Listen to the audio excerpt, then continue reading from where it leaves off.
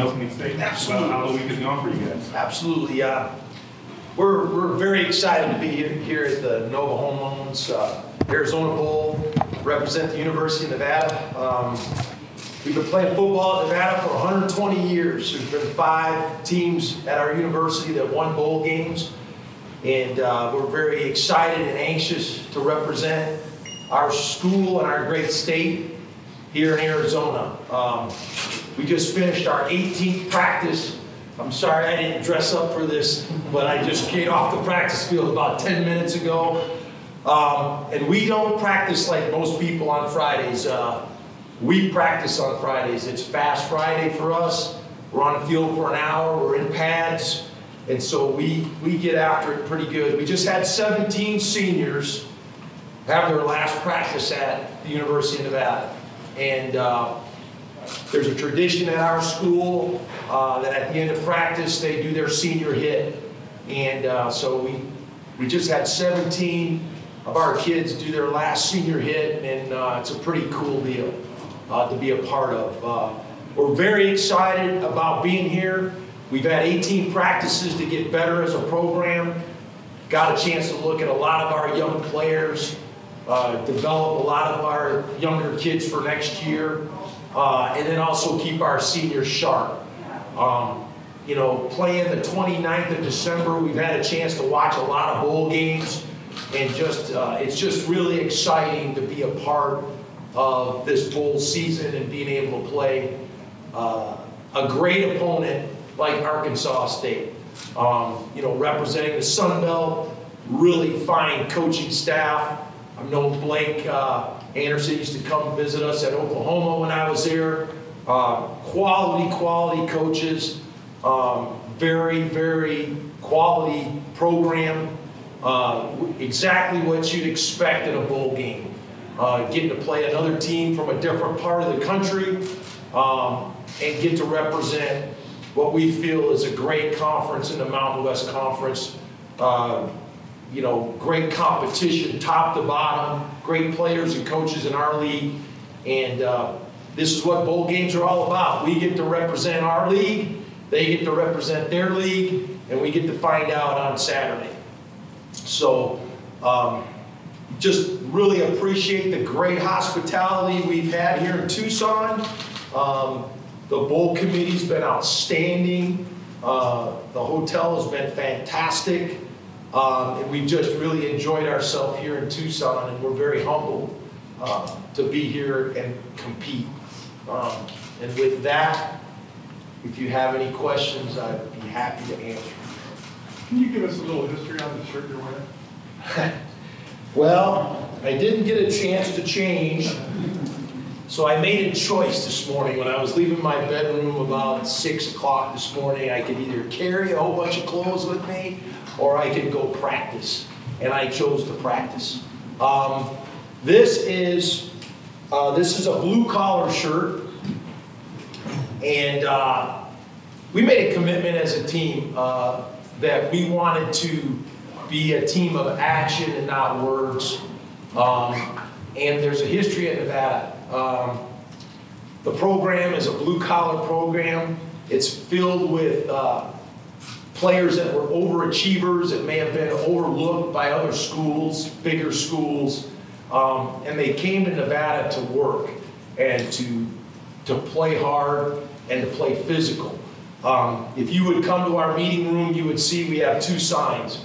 We have one sign, which is a commitment to physicality, which every player and coach signed, and we sign that on our campus on a mountain very similar to these, not far on the north side of our campus in the spring. And then we have another poster that is our commitment to fundamentals.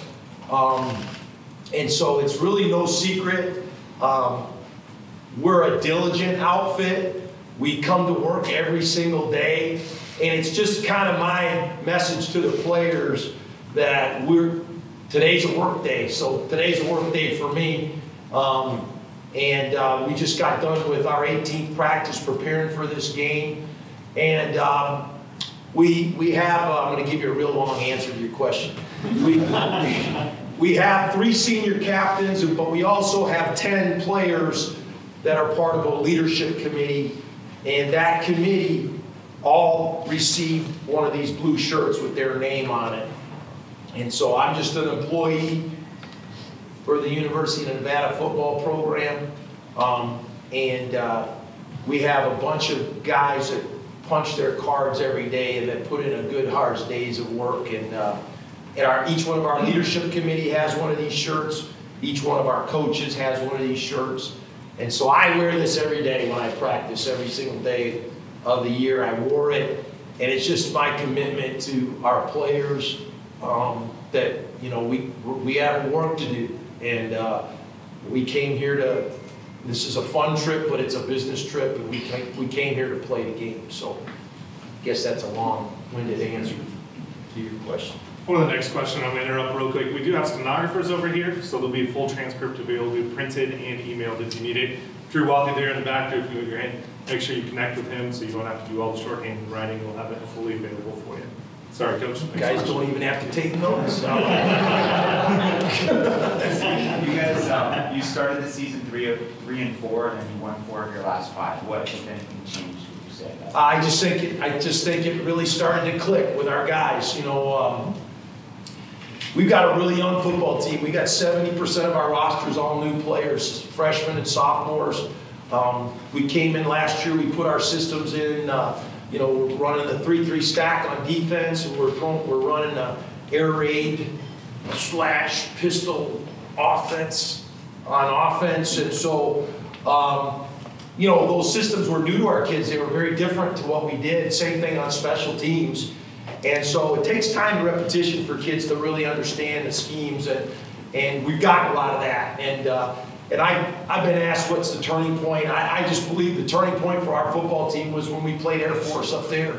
Nevada's never beat Air Force at Air Force, and it's a real challenge in our league to play the triple option.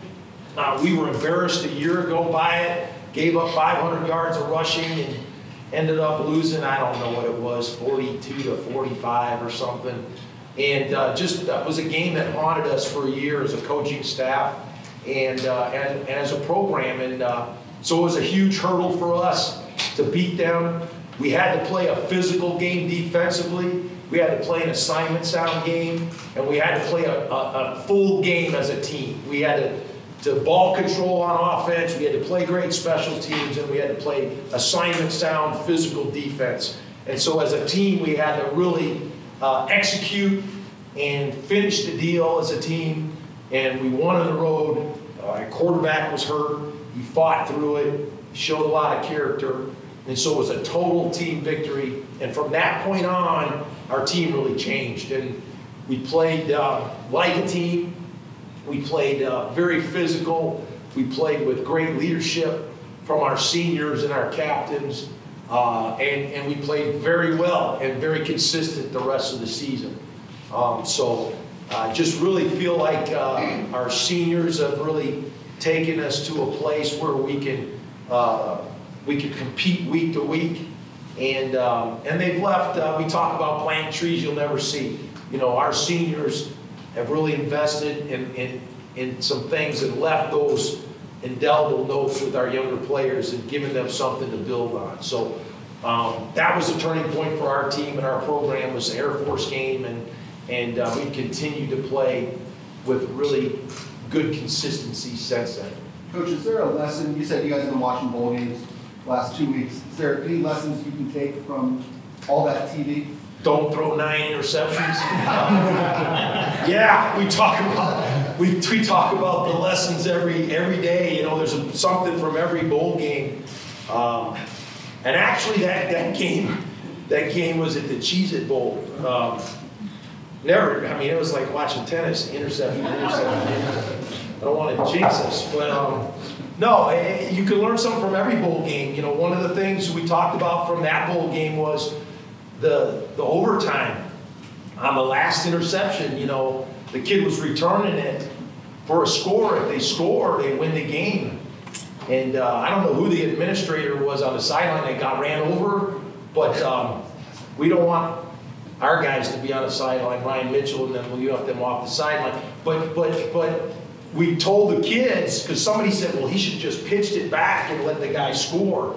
Well, yeah, that would have been great, but if he pitch it back and the other team picks it up and runs and scores, then the points count for them. So that's a very unusual situation, and we try to talk about all the things that happen in the bowl games. You know, great example was it the Memphis game where they iced the kicker, and he made it, and then Memphis jumped off sides, and they moved him back 5 yards, and the kid missed it. And you know, in college football, 5 yards makes a lot of difference for a college kicker. And we talk about those situations all the time, and so you know, our kids aren't professionals. You know, professional kickers usually make kicks, you know, inside the 40-yard line, and college kickers just don't always make them. You know, and God willing, you know, we will. But yeah, we learn from all those situations. There's a lot of great examples of situational football. It was a tremendous game last night, the Texas game, bowl game, and I watch all of it. You know, we watch a little bit of everybody play, and it's that time of year. It's really exciting to be playing this time of year. Jay, did you and Justice Anson cross paths at Oklahoma? And what's your relationship like? Justin is a good dude. He was a freshman at Oklahoma when I was there, and we had some pretty good players there then. You know, there was another guy named Baker Mayfield that came and walked on to our team when Justice was there, and good guy, good kid. You know, and I haven't had a chance to see him or talk to him since then. But just really proud of what he's done with his career, and you pull for good guys and good kids, and what a good football player, really challenged for us. You know, and he's done a great job since going to Arkansas State. And big physical guy with a big arm and good athlete. So, you know, it would be good to see him. I'll holler at him. I didn't get to see him last night at the bull riding, but I'll see him tomorrow for sure and go say hi to him, wish him good luck. Has it struck you how similar you guys are in so many statistical categories, and gosh, even down to the mascot? Yeah. Yeah, we are the Wolf Pack, just for clarity. We're not the Wolves. We're the Wolf Pack. But no, I mean, when I saw the matchup, I was really pleased, first of all, to be coming to Tucson. And then I just thought that this was one of the really great matchups in the bowl season. I really think we're very similar, and it's a real challenge for us. And, you know, many of our strengths offensively and defensively are the same. You know, even the players are similar, the pass rushers that they have and the pass rushers that we have, and some of the offensive things that they're able to do. So I think it's a great challenge for us. You know, our kids just finished finals. And, you know, your finals are a culmination of everything you've done all year. Well, this is our final as a football team. And we got a real quality opponent. We got a team from a great conference that has accomplished a lot in their years there. And it's going to test us in every way. But we're excited about it. It's kind of like, you know, we've always used the example. I don't know if any of you people surf. We got some West Coast kids that have, but when you're waiting for a wave to come in, you don't wait for a small one. You know, you kind of wait for a challenging one, and this is a challenge for us, and we're looking for the opportunity to compete.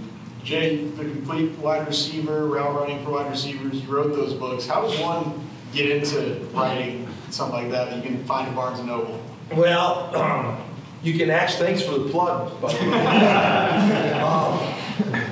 You know, no, I was contacted, I don't know, about 6 years ago when I was coaching at Oklahoma, and I was one of the few coaches that had coached both in college and the NFL, and I've been really lucky. I had some great players. I coached Marvin Harrison and Reggie Wayne. Marvin just got inducted to the Hall of Fame when I was in the NFL. I was in the NFL for 6 years.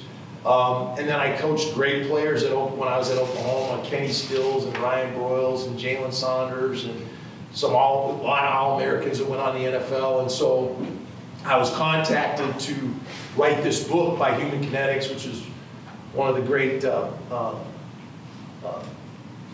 creators of athletic manuscripts across the world. So I was asked, and I told my wife, I'm like, they want me to write a book. I don't have time to write a book. I mean, got recruiting and coaching, and my wife looked at me and she goes, when is anybody ever going to ask you to write a book again? And I looked at her and I go, as usual, you're right. And so I did do it, and I always had it in my head. I believe everybody has a book in them. Every human being's got a book in them. It's just a matter of you get an opportunity to write it. And so I'm a morning person. I got up at like 4 o'clock and wrote for a couple hours every day, and it took me a while. I told them I wouldn't do anything during the season, and so I took the season off.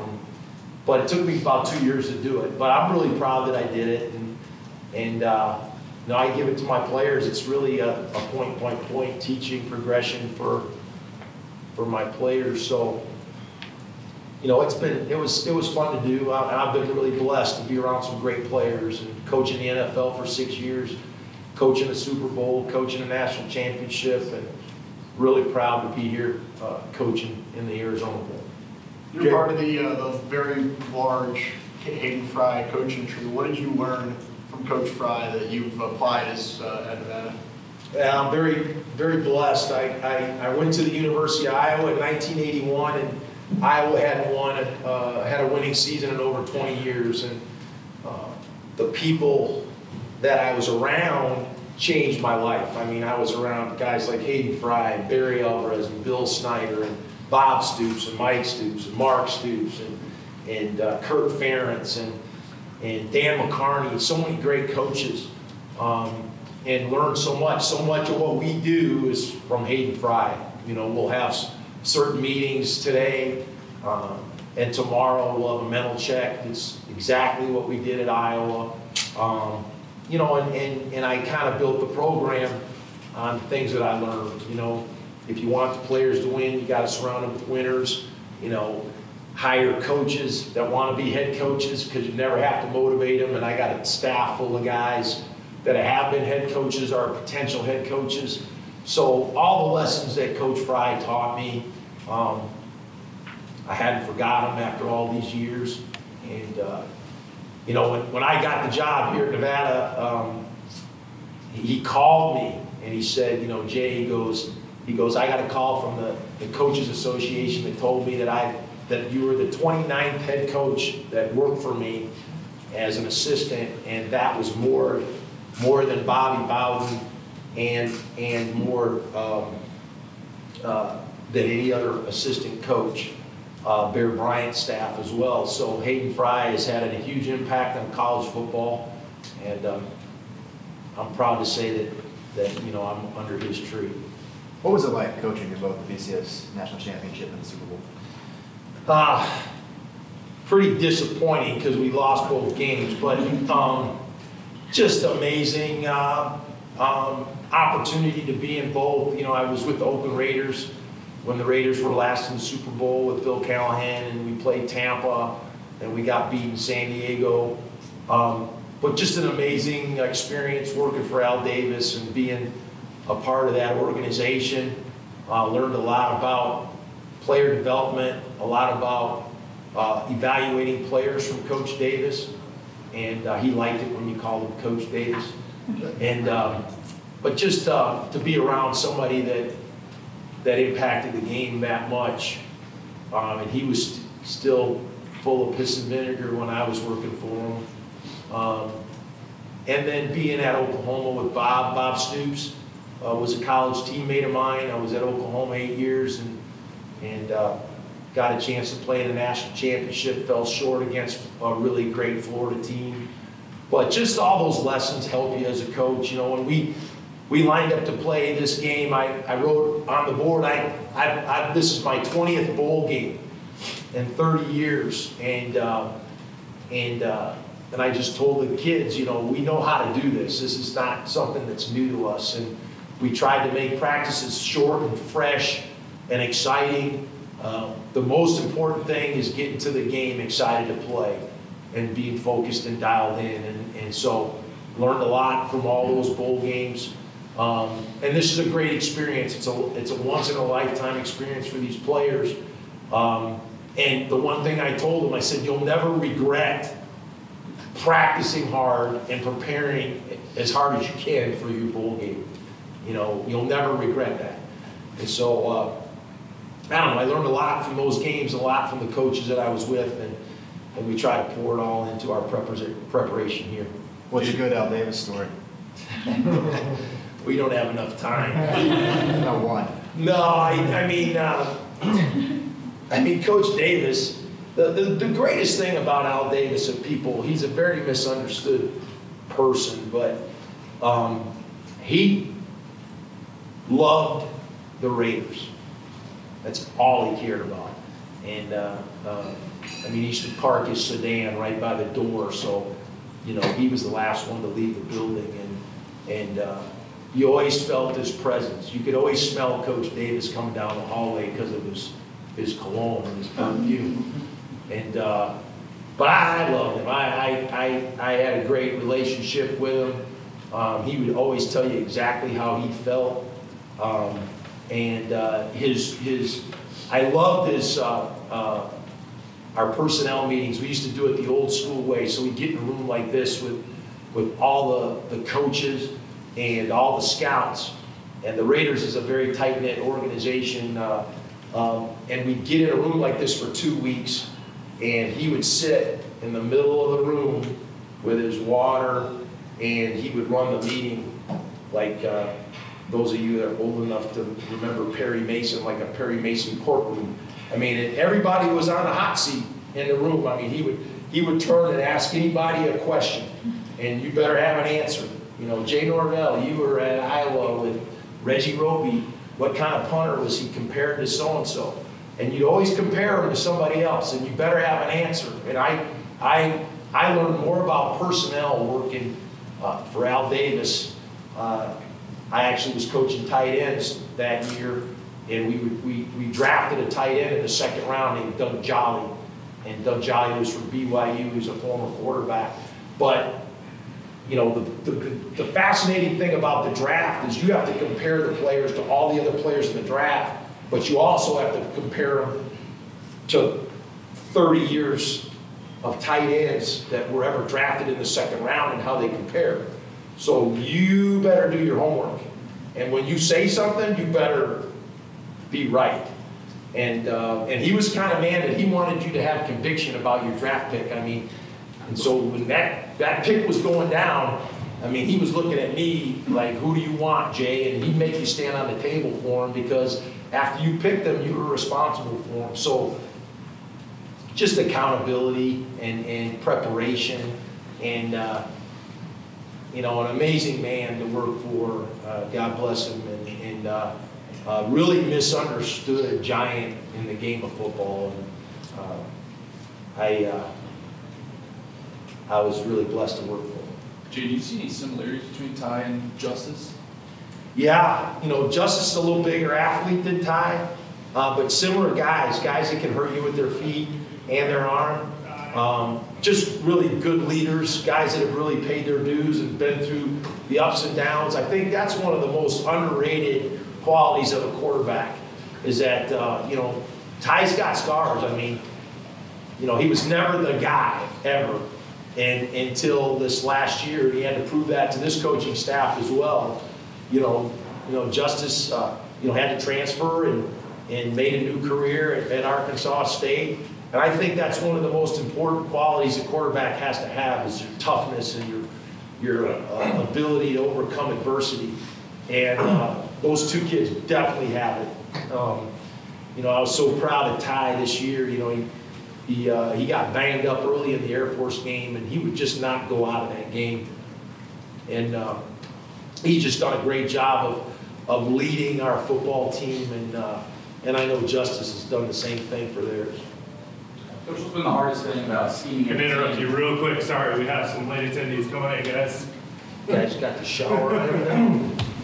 You know you're here to Speak of the devil. Ty, Lee coming in. Here.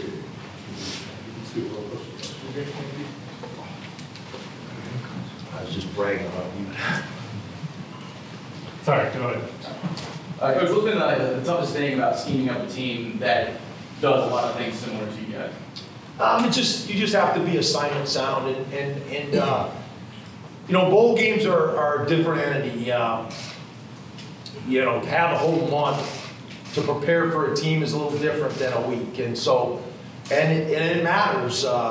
You have to understand that and take into account. And one of the things you got to understand is that a team, they can't do everything they do in 12 games in one game. And so you got to kind of understand that, know what their strengths and weaknesses are. You got to know the personality of their personnel. That's really important because that ain't going to change. You know, their best players are still going to be their best players, and they're going to try to find ways to get them the ball. And so bowl games are all a little bit different, but you got to feel your way through the first part of the bowl game and settle in on how they're going to play. And they got to do the same thing with us. I mean, they've had 12 games to look at us as an offense and a defense, and we have certain tendencies. But we've been practicing for 18 practices in a month. So what you see on film isn't always what you're going to get, but you have to understand what the strengths and weaknesses of a team is, what their personnel strengths are, and they're still going to try to get the ball to their best players. And so we're going to have to understand their strengths and weaknesses and do a good job of managing that. But at the end of the day, we have to play physical. We have to play with great fundamentals, and we got to take care of the ball. That's really huge, offensively and execute. And you know, and certain things about games don't ever change. We got to play for 4 quarters, and we got to be committed to playing our best ball for 4 quarters. It's a bowl game. This is a winning football team. They're used to winning. They ain't gonna quit. And so we have to do a great job of playing all the way to the end. Todd, did you watch that Cal game the other night? Yeah, I did. His quarterback, is that just nightmare stuff? Or Yeah. Nine turnovers, 2 low quarterbacks. What'd you make of that whole? Yeah, I've never seen that before in a football game, and you know, it's big postseason.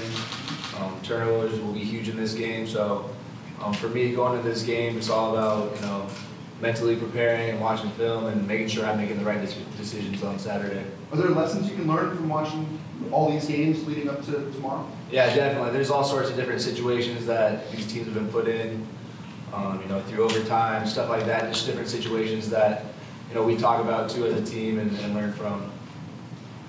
Wes, we haven't seen you too much at the Reno press conference. Is it about time we have a special teams guy up here? Yeah, you know, it's an honor. You know, I take a lot of pride in what I do. You know, a lot of times if I'm hearing my name, it's not really for a good reason. You know, so you know, it's pretty cool to be out in front of you guys for something good. You know, I'm just going to interject that, you know, it really is. I've been coaching 30 years. One of the most important players on your team is your long snapper, and we don't recognize them enough. We really don't. I mean, even all conference, we want to vote for guys that are great players. This kid is one of the great long snappers in the nation.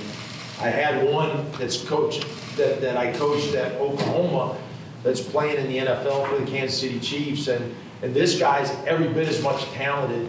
But there's no way to recognize long snappers for all conference or all American or whatever, and it's really a shame. It's really a shame. So I was really excited that Phil Steele, I'm gonna give Phil Steele a little plug here. Phil Steele recognized this guy on his All-American team, and it was very, very well deserved. Wes, when did you realize that long snapping was what you wanted to do when you played football? You know, it was one of those things where I was really young and our team didn't really have one, so I told coach I'd give it a shot, and you know, I ended up being kind of good at it. You know, so I started training more as I got closer to my senior year in high school, and it, you know, it just kind of worked out for me that way. And you know, I think it's a great responsibility for me to, you know, carry these special teams and you know, carry our team that way. We've talked a lot about Justice Hansen already and the Arkansas State offense. What are the challenges you see for tomorrow's game? Well, obviously he's a great player. He's had success at Arkansas State, and their offense has been very explosive this year. And they present a lot of challenges. They have some solid running backs that can run the ball real well, and you have a big arm back there at quarterback, so we have to come prepared. Do any of you guys ever wear the shirts that's like the one that Coach is wearing? He said the guys in the leadership council all have them. Yeah, we've worn them to meetings and stuff a couple times before, so. Yeah, we call Tuesdays kind of our hard work day at practice, and you know, Tuesday's kind of a day that, you know, we'll. Can't really tell them what we really call it. Right. But you'll see some guys wearing around on Tuesdays a lot. Jay, did you play in the Iowa game at Arizona Stadium when you were in college?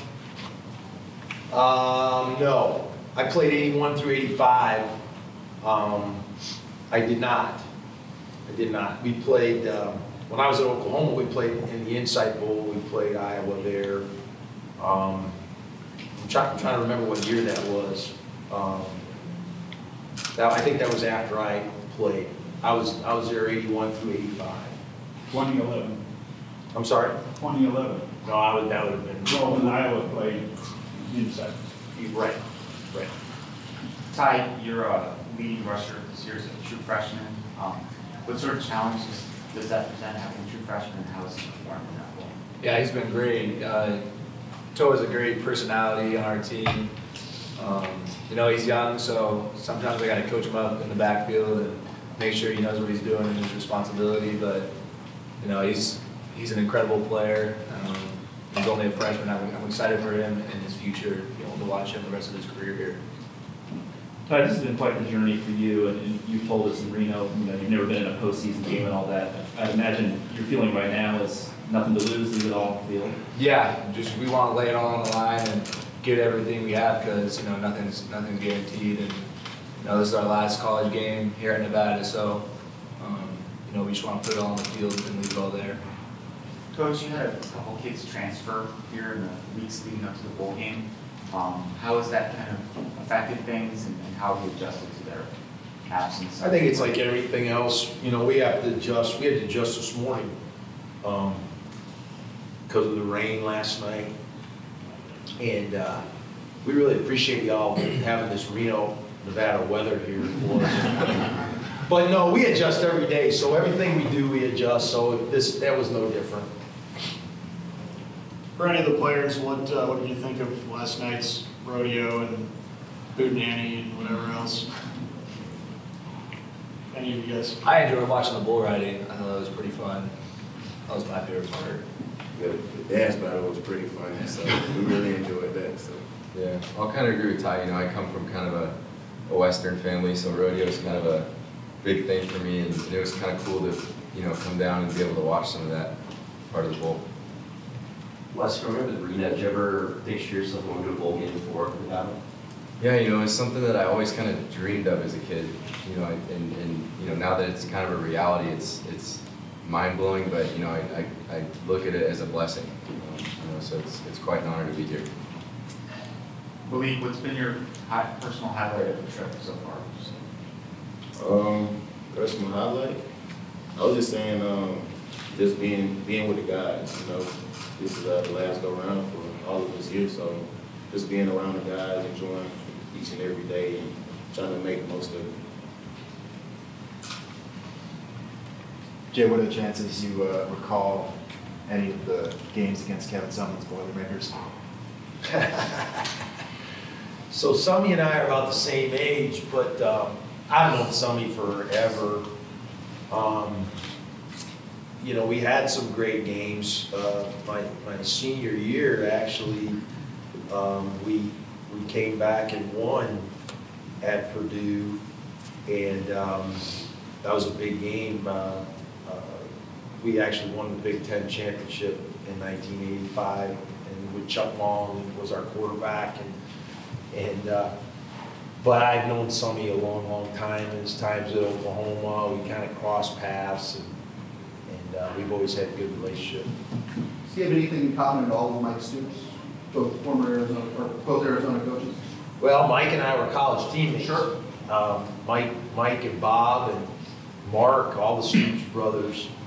I actually played strong safety at the University of Iowa, and Bob and Mike played ahead of me, and then I started, and I was all conference safety, and then Mark played behind me.